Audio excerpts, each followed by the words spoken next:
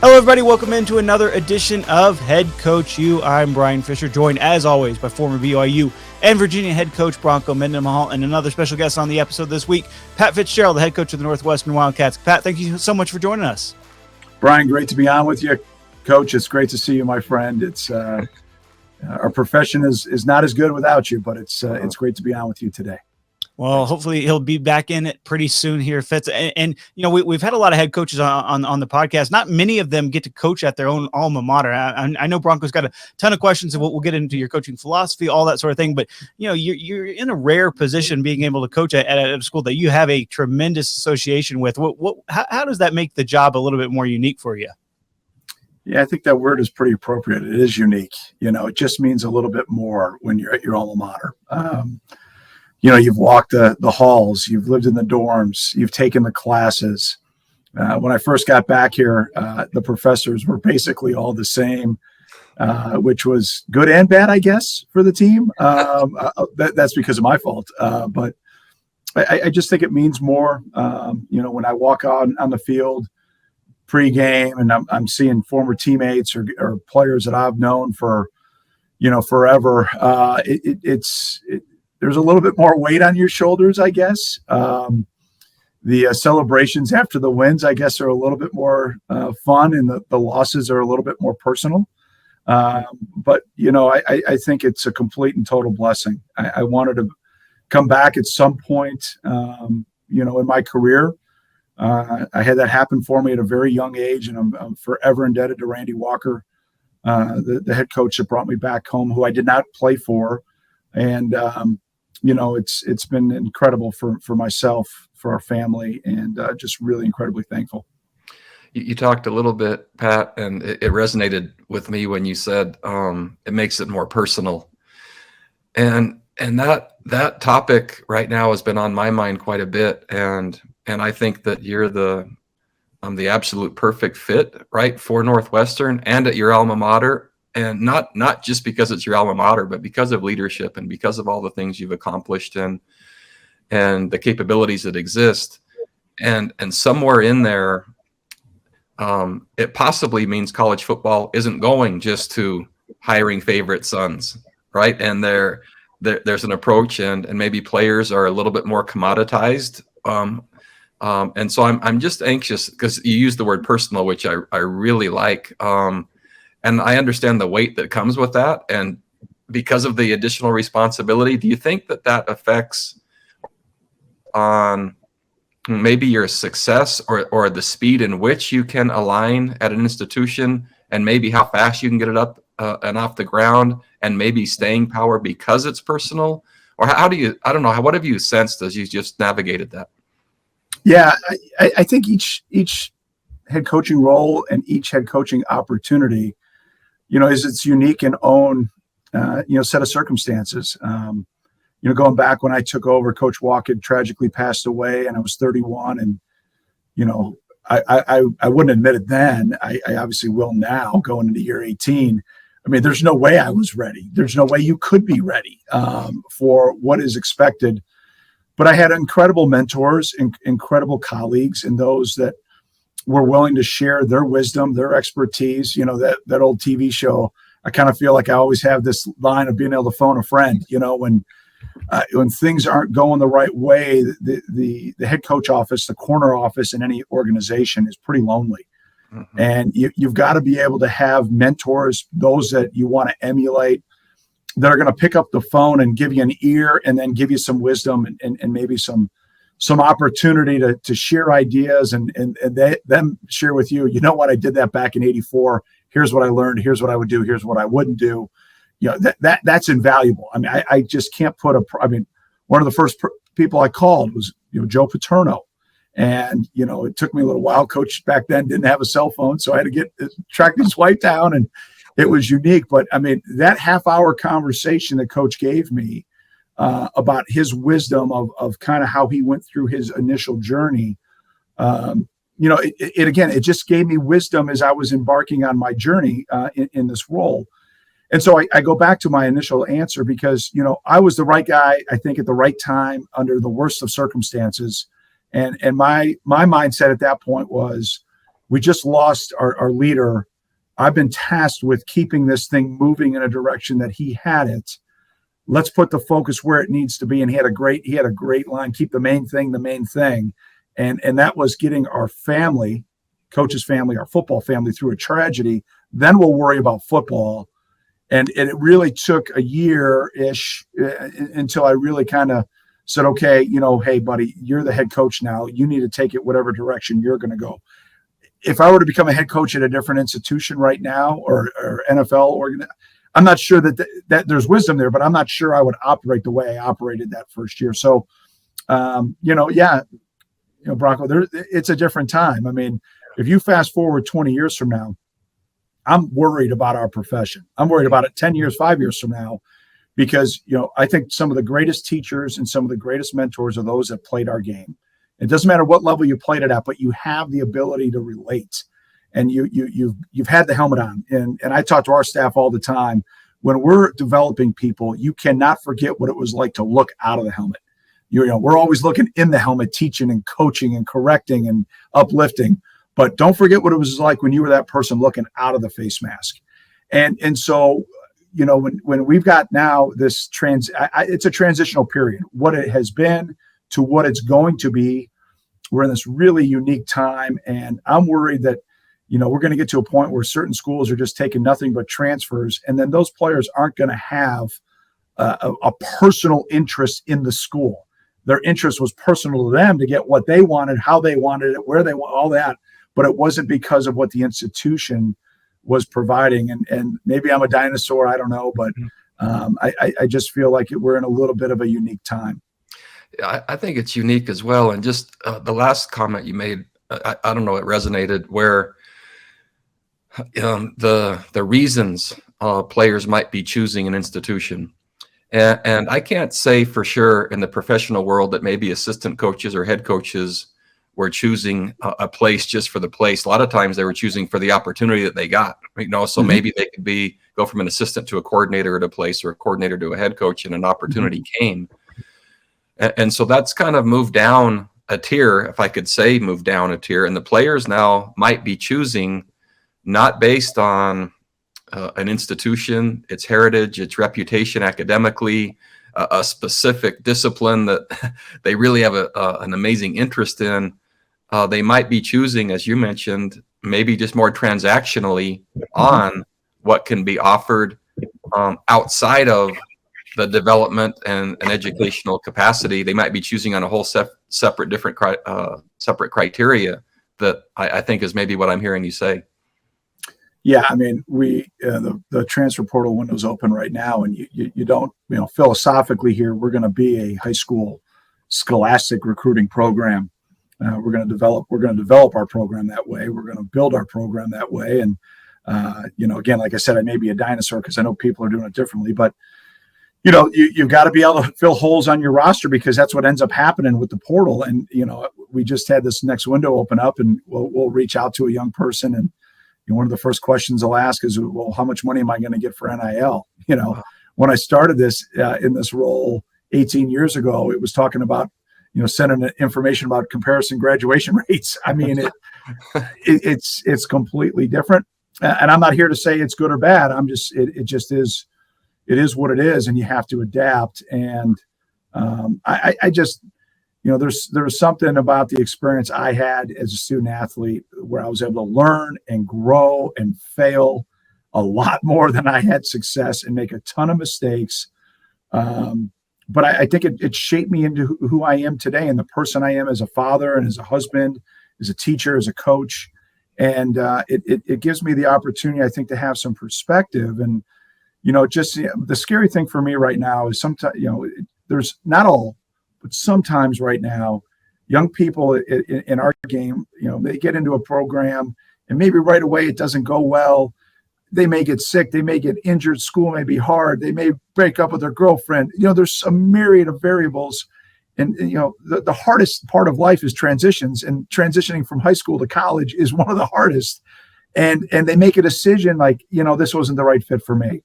Well, I was that guy too. I thought I wanted to leave here. But I use this thing called a payphone.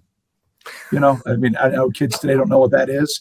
And I called home and I called my dad and I was like, I'm not sure this is for me. And he's like, really? Okay, that's great.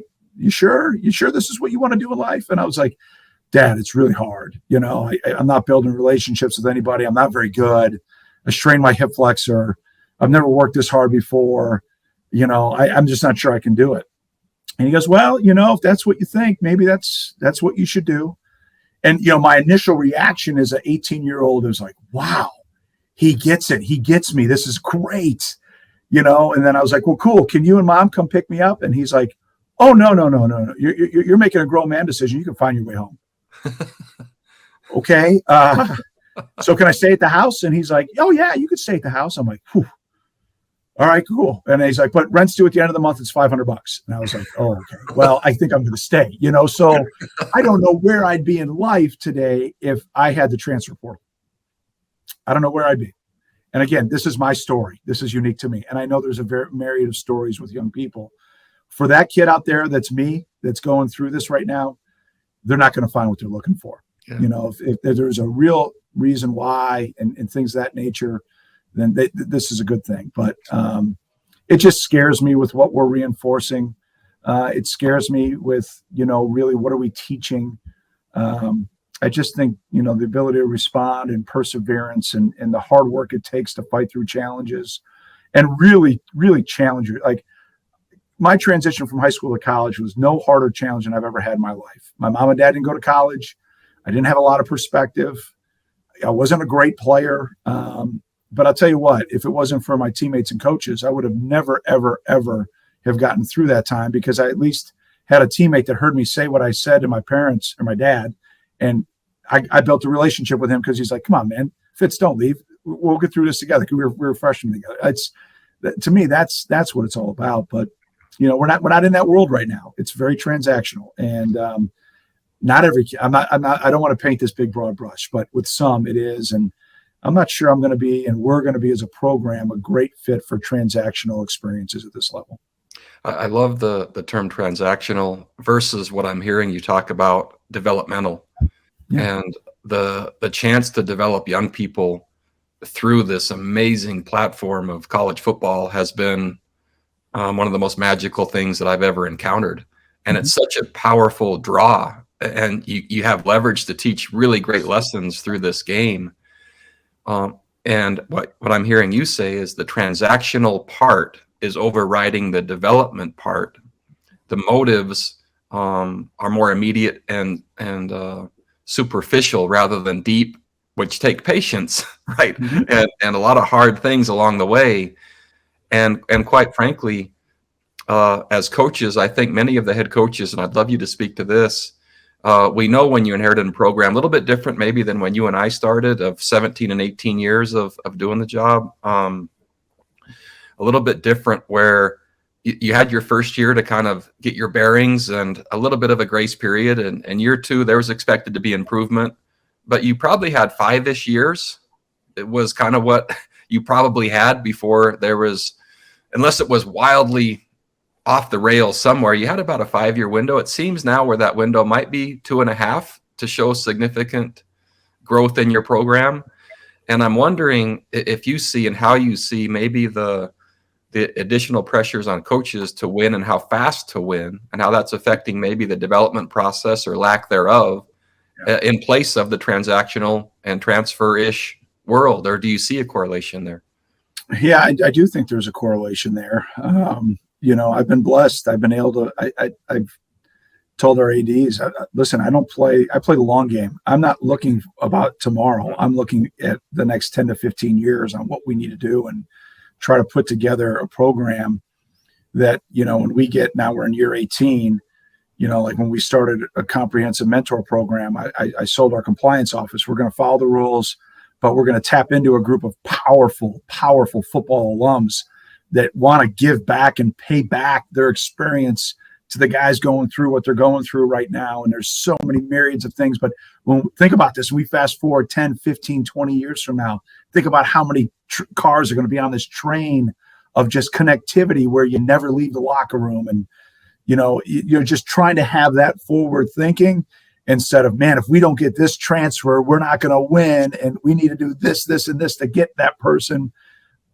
That's important. I'm not minimizing the importance of talent, but I think as a head coach, if you can find a way to be aligned with the university, and that's yourself and every ancillary part that touches the program on a daily basis, the administration, the trustees or the regents, whatever it may be, and obviously the big part of that is the president or the chancellor. When you're aligned, there is magic that can happen. I mean, it is truly something special, because there's nothing that brings a community together better than a football Saturday.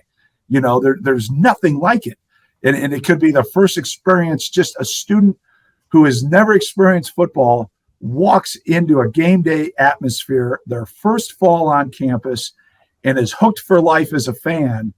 They're hooked for life of the pageantry and the camaraderie and the ability to have just truly a love and a passion for your school. There's nothing like football. And, you know, when you start talking in those terms, if you're aligned, everybody can see that vision. When you're not aligned, it's, you know, you didn't win this game last year, and I got 5 emails from donors that, you know, like, that has nothing to do with the big picture, but the way that society is today. I mean, it's scary. I'm going to get yelled at by our PR team, but I'm not on social media. I don't believe in it. I don't see it as being productive.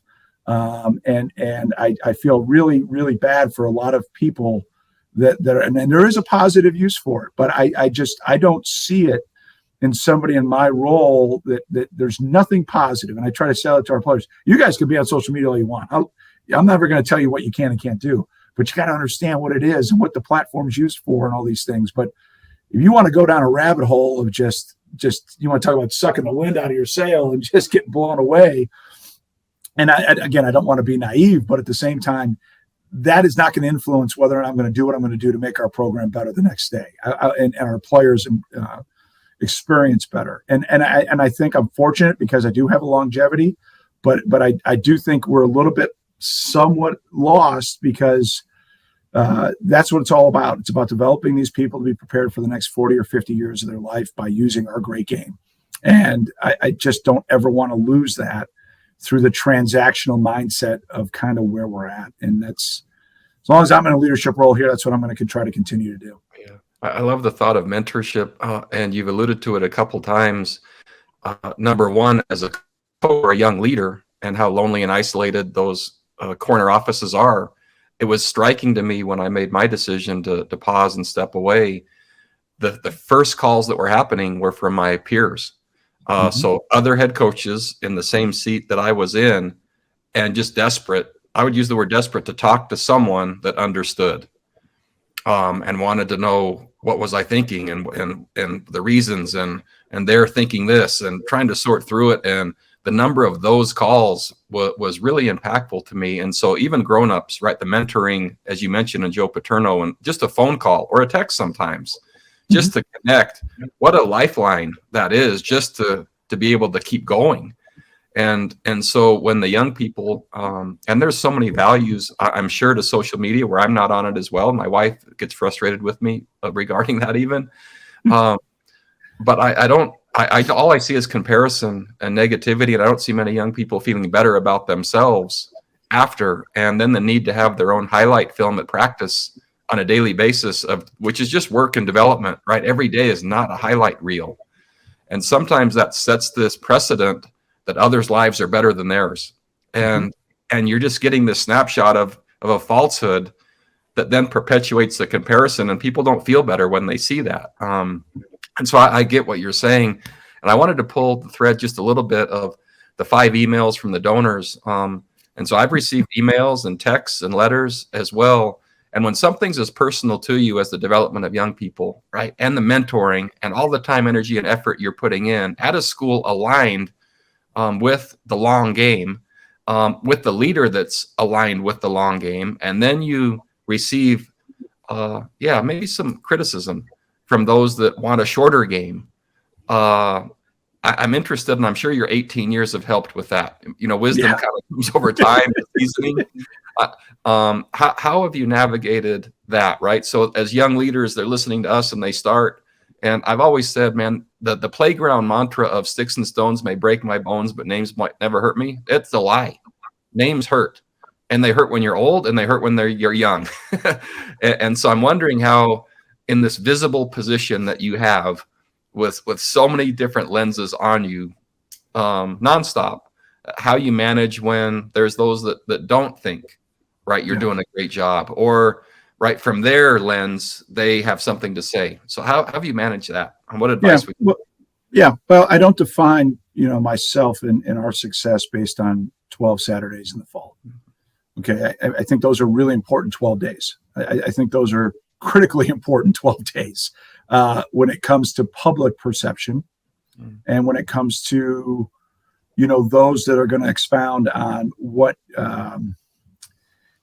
your ranking is or how you're ranked as a head coach or whatever that may be.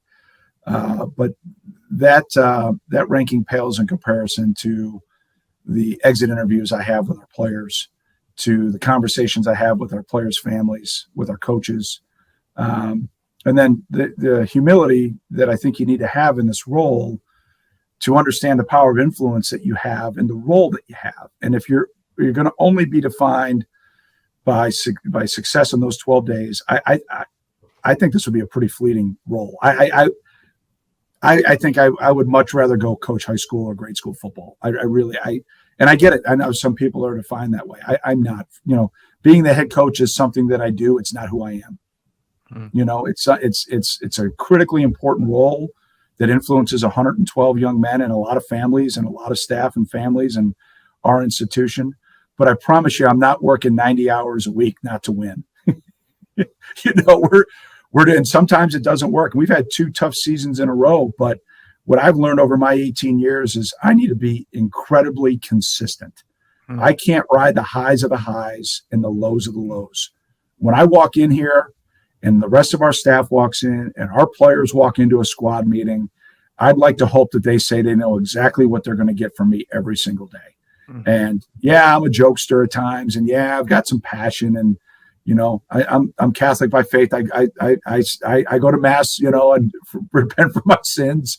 It doesn't say St. Patrick in front of my name. I'm not coming off that way. But what I am trying to say is I'm continually trying to learn and grow. And the people I learn the most from are our players.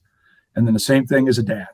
I have a passion for being a father, and I have a passion for being a husband. And it's the same thing with my role as a coach. And I think you can do both. I think you have to work your tail off to manage those things. And it's the greatest blessing in the world is to be a husband and a father and to be a coach. And I think those are mutually they commingle. This is something that is combined, and you don't have to be at one and not be at the other. You just have to take away your personal time and really manage it to be able to be present in both. And that's what I try to do. And then, I could open my drawer here. It's funny. Maybe I'll pick it up. But I've got since January, these are the letters thanking me. Yeah. For things that our program. Now again, this isn't me. This is thanking our program for things that they've done. And I read these. Yes. Yes. Not to be naive in the areas. And there's other emails that I get that we got to fix things. We're not doing it right. We got to correct them, and we're gonna jump on that right away. But I go out of my way a lot of times to read those to our squad, because there's so much negativity out there, especially you have a tough season, and now here comes the talking season when, there's 14 teams in our league. So somebody's going to get picked 4th and somebody's going to get picked 14th based on last year. So I've never been 1. I'm sure I'll be 14 this year just because of the season we had. And we've been picked 14th and finished 3rd. So I don't really care. But what it can be is fuel for your rocket. Mm-hmm. If you want to sometimes, I don't believe in doing this a lot, but sometimes when there's some things negatively said or incorrectly said about you, your program, a player, it's a little fleeting, but it could be used as a little bit of fuel in your rocket of motivation. I don't think it can be the only fuel, because I think you're going to run out before you get up into the stars and the moon. But It can be a little bit of an accelerant, maybe to a week after a tough loss, and or maybe a good way to cap a week to get the guys stoked up a little bit.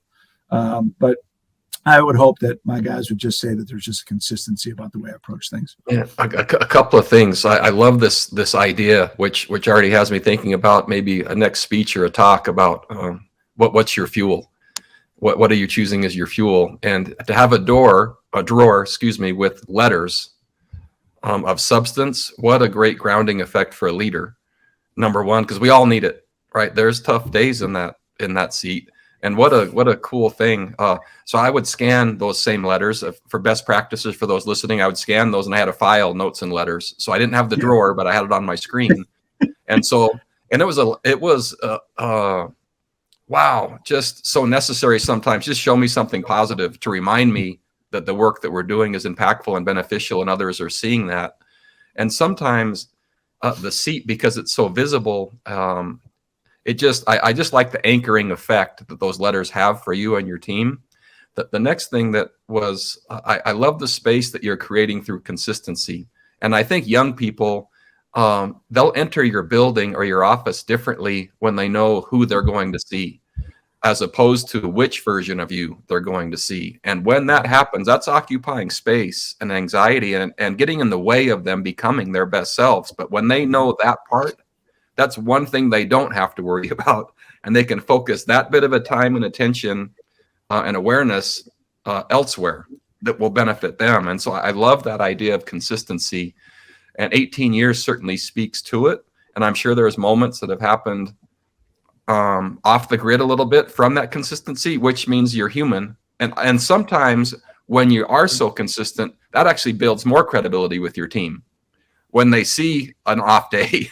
And sometimes they're the ones coming to say, what's good? We got this, when they see a leader struggling. And that's really fun. It still kind of comes back to the development process and why you're doing it, which I love and crave, quite frankly.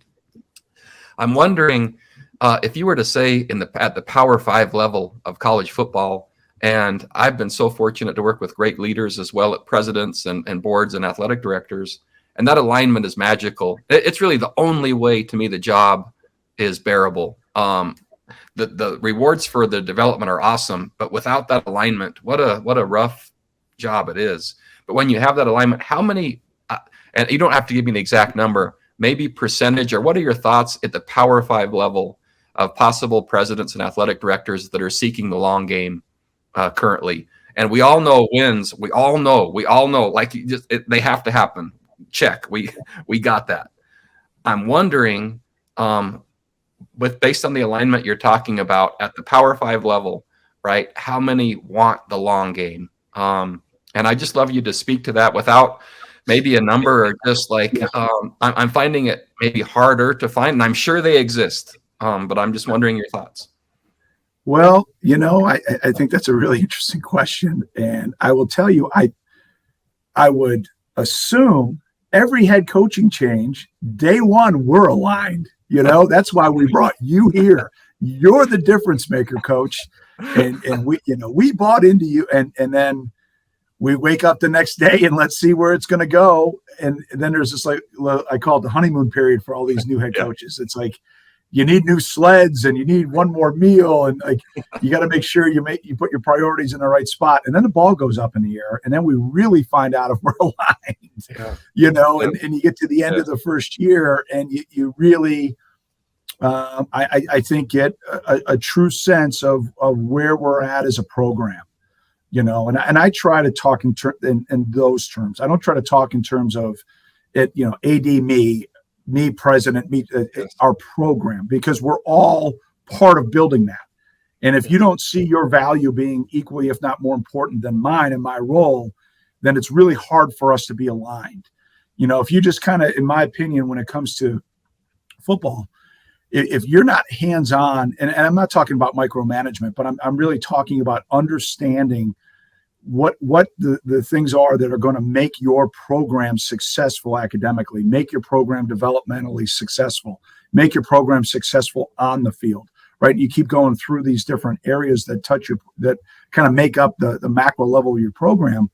if there's not an understanding of the why you are successful and the why you're not, I try to do a great job as the head coach educating the AD on where we're at, where I believe we need to go, how we need to go there, and is that a priority to you? And if it's not a priority to you, I have one of two choices. Then I need to keep that on the list for down the road, or I need to find another way to be able to make us get where we need to go, knowing that right now that's not a priority, and that's okay.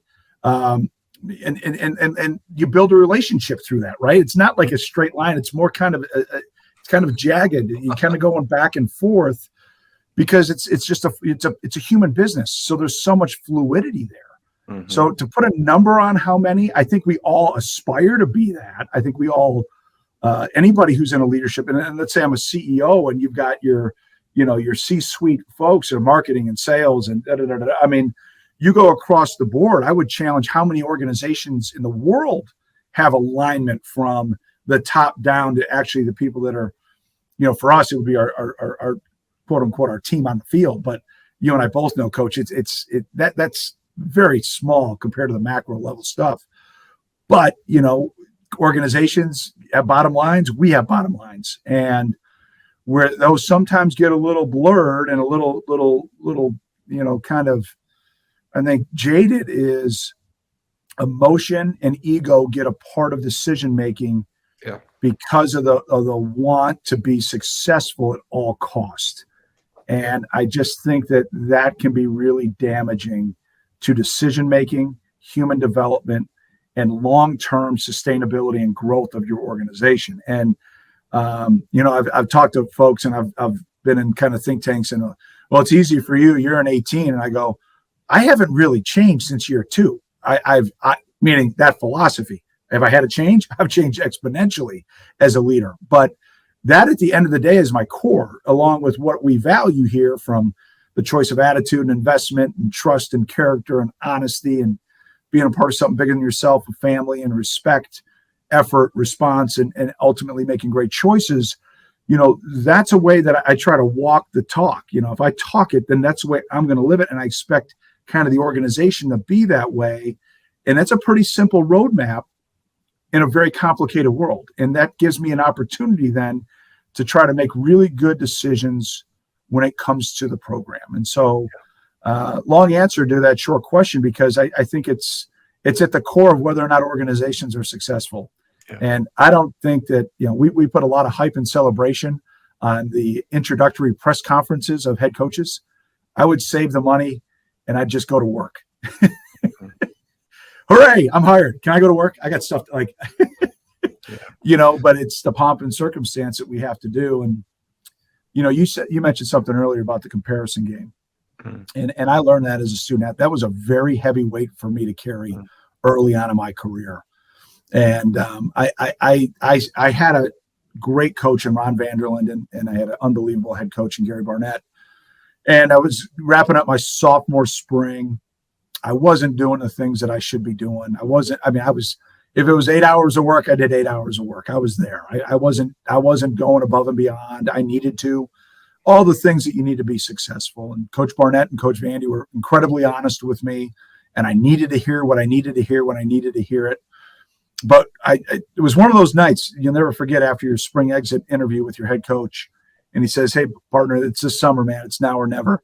For you to be able to earn a starting role, and everything that you need to fix is in your control."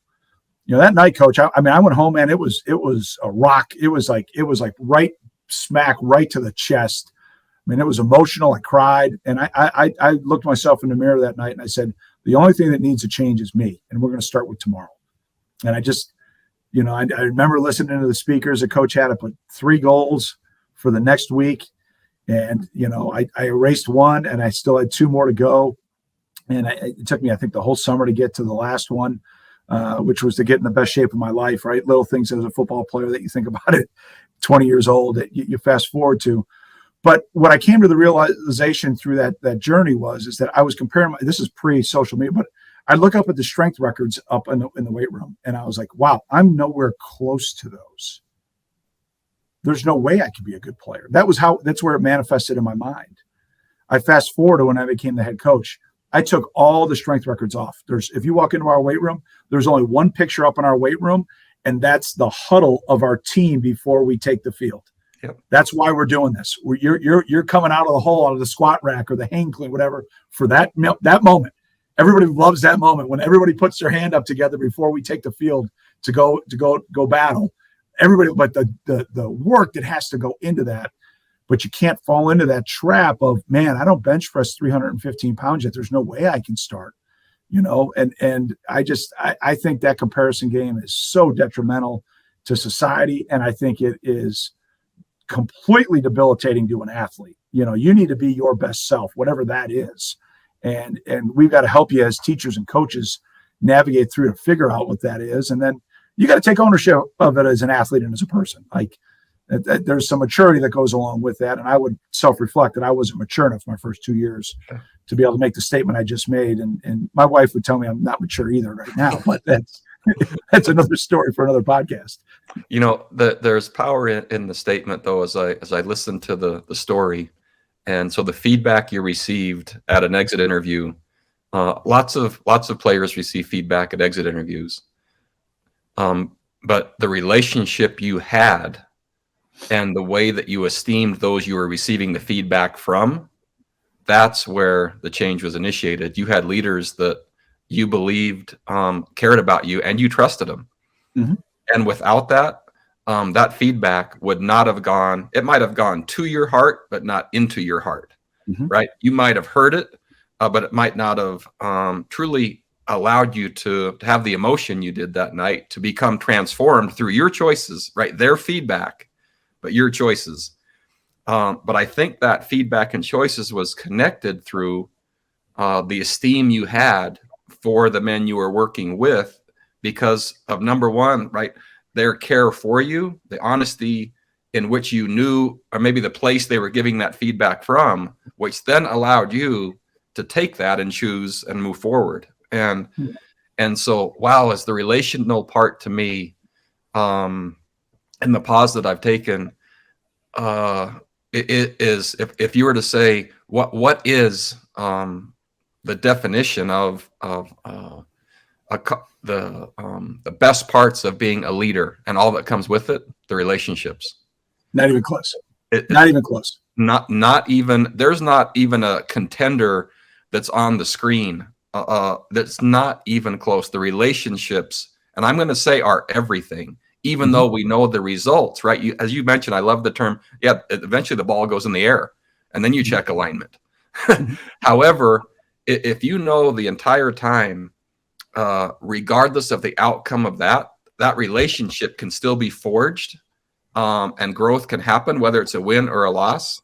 Wow, does that start to reframe when the ball's in the air? And I'll never forget how I felt during the COVID season. This is COVID-19, and they're and myself was one of them. I didn't think we should play. I didn't know we had enough information. I wasn't sure where all this was going to go, and right, leagues were choosing and parents were choosing, and we're all trying to sort that out. And then the ball went in the air. And amazing, even during a worldwide pandemic, some of those same letters kept coming in based on outcome after playing a football game during a pandemic, week one. And some of my friends were released from their jobs mm-hmm. during a COVID season. And it was a really challenging time perspective-wise for me. But the relationships that were formed during that, wow, were they galvanized? There might not have ever been a harder thing to take on. But those relationships, I think, were cemented in a way they could never be without something to that magnitude. So I love what you're just saying I think the who, as you mentioned, Coach Barnett, right? And as you mentioned your coordinator or linebacker coach, right? And those are names that everyone knows. They are to be revered. And I certainly hope young people are making choices where they attend school based on that possibility, because it's so lasting. And I'm not sure we are. And I know trust comes with time, right? And consistency and results, right? It takes all of that. I would sure love maybe more emphasis. And it seems like you are emphasizing that, which is and I know with your own family. So how are you navigating? I'm kind of transitioning. How are you navigating? Here are the relationships with your team. Yeah. And you mentioned already your family, and I believe work expands the boundaries you set. So how in the world as a Power 5 football coach and raising kids, and I know how you feel about your family, and for those listeners, I used to sit right by Pat on the board of directors of the AFCA. Pat was on one side, and David Cutcliffe was on the other, so I had some chance to at least stay straight because I had them one on each side of me. And but I know how you feel about your family. So how do you navigate that? And what advice would you give to the next young head coach that starts at 31, maybe like you are, and then how am I going to pull this off? Yeah, well, let me be very clear though, too, Coach. I mean, I have failed at that quite a bit, and it's not because of any malintent. It just happens. And the way that I've always looked at that is that, you know what, maybe we've just run out of time. When a guy's in your program and maybe the relationship hasn't happened, or it was great, and then I said apples and he took it as bananas, and there's still time in life. So even though we ran out of time together in the program, that 4 or 5 years, there's still road, ahead of us that we can reconnect and we can find a way to put that relationship in a spot if we both want to. And sometimes guys don't want to, and that's okay. And I think it's part of coaching. I think it's the same thing as you're raising kids, segueing back in. I mean, I made a statement early in my career that I was going to get fired as a coach before I got fired as a father and a husband. Mm-hmm. And I had some great mentors that said to me their biggest regret that were part of the previous generation that do not have the technological advances that we have now, that they found reasons why they had to stay in the office instead of found reasons why they had to go home. And we were up watching, we were cutting up video or tape, and then it went to VHS, and then it went to DVD, and now we get recruiting tape on our phones and, all that stuff. And, 31, we just had our first child. And so I'm going into year 18. My oldest son is 18. He's going to walk onto our program next fall. And so we only know one way in my house, and that's the ebb and flows of the Wildcats winning and the Wildcats losing in our family business. And that's the way we've kind of articulated it to our boys is, if mom and dad were running a restaurant, everybody would come to Fitz's pub, right? And everybody know that we got a great whatever sandwich or a great burger. Well, that's the same thing when it comes to football. Some people define who dad is based on whether or not we win or we lose. And, is that who dad is? And they're, when they were old enough to get it, and they're like, no, absolutely not. Right. So it's dad's job. Right. But we're all a part of it. And so if things don't go the way they're supposed to go, how do you think some of the guys in the playground will act towards you? They probably won't be very nice, and they'll probably say some things. And well, what happens if we lose to Michigan and both their parents went to Michigan? And all week they were talking about how Michigan was going to beat us, and then they beat us by 3 scores. What's it going to be like? Oh, Dad, it's going to be awful on Monday. Well, good. We'll know that that's going to happen. And just give them their chance to smile. And, it is what it is, guys. And someday Dad might not be the head coach here anymore. They may not want Dad to be the head coach. That's okay. Just talking in those terms and trying to have them relate the reality of what it is. This is what Dad does. This is not who Dad is.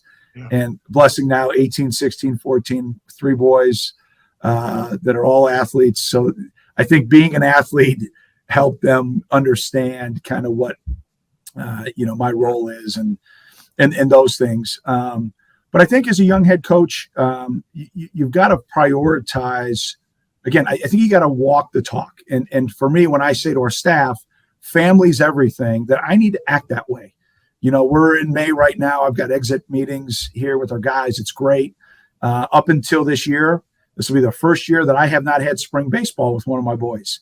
So Stacy and I were talking about it last week. I'm like, it's so weird me not scrambling out at 3:48 to make 4:15 first pitch because I know I can't make the opening kickoff in the fall for a football game. I know that I can, when I come off the road recruiting, I can be at all those just awesome AAU basketball games, in Milwaukee against a team from Chicago that we couldn't play in one of our gyms. But I'm going to be there, and I'm going to do everything I can to be there because, my guys, when they've been able to have been there to support Dad's job, the least I could do is be there to support them. And if that's in a band recital or play at school or whatever it may be, if there is an opportunity for you to be there as a coach, in my humble opinion, you got to be there, because in the fall, what we do and how we do it is pretty tough to be negotiated, but there's still windows and times that you can find. I mean, maybe I should, maybe I shouldn't, but my boys play on Saturday mornings and afternoons at the high school they go to. If we're playing a night game, I wrap up with our guys, with our team, and I'm going to their high school game. Friday nights now, I go to, if they're playing on a road on a Friday night, I'm going to their games. And I talk to my players about that. Like, hey, Friday after walkthrough, guys, I'm not going to be at post-game or post-snack. I'm going to Jack or Ryan's game. And they're like, sweet. And I'll have guys text me, how's the score? Hey, we got to stream. Like, it's totally different than maybe I thought it would have been as a young head coach. And so I think it's you can do both. You said it with your line earlier. I call it your priorities of life. You've got to prioritize what's important, and you got to make sure that you've got those things aligned. And been pretty fortunate to be able to do that. Mm-hmm. I love the idea of family business, and that frames it to where everyone has a role. Yeah. And besides conversations that you had with your sons in advance of a challenge, which I think is really important. I was a little bit reactionary with our first son to the family business and some of the comments that might have happened. And so role playing became a big thing in my house. Just like you're saying, the playground, it's Monday and we might not have won. And here are the comments. And so what are the responses? And what I found was when the responses were actually articulated, and we just keep working until we found one, and we'd all kind of giggle and chuckle. That's a good one. Yeah, that works. And all of a sudden, my boys would go into Monday differently. Yeah. They weren't fearful, and there wasn't as much anxiety. They felt prepared because this was going to be part of their life. And so we'd practice at home and role play. And wow, did I learn a valuable lesson about just how preparation can overcome anxiety. And all of a sudden, something that might have been viewed as challenging could actually be okay. And might end up being beneficial in a way of learning how to handle hard things. And the other thing that you shared that I think is really powerful is when you choose as a leader to invest in your family and show that your work and family can coexist, those players on your team, the chance now that because of that modeling from someone that they care about and they know cares about them, maybe when they're in a leadership position or maybe when they're in their life, right, they see that it is possible and you can do both. And there was an article or a book one time early on where there's a syndrome of young professional leaders, maybe 31-ish. I think I was 35 when I started as a head coach, so kind of in the same realm. And the book was Thank Gosh It's Monday. So these are men that the weekend's finally over and they can go back to work. Like they were so anxious to get back because they didn't know how to navigate being home because they weren't ever home. Right. And I thought, just what a sad commentary, and it can work. And so it was just really fun to hear. And I know it can work because it has in our family, and I know it's working in your family, not perfectly. No, but just the effort to do so, I think it impacts our wives. I think it impacts our kids. I think it impacts our assistant coaches. I think it impacts our players to show that not only can you, it's desirable. And ultimately, if there is a choice, you mentioned, you're going to get fired as a coach before you're going to get fired as a dad and a husband. And that just frames priorities really clearly. And if actions back that up, your credibility as a human being, not just a coach, I think allows you to coach your team more effectively. And so I just thought it was just really great perspective.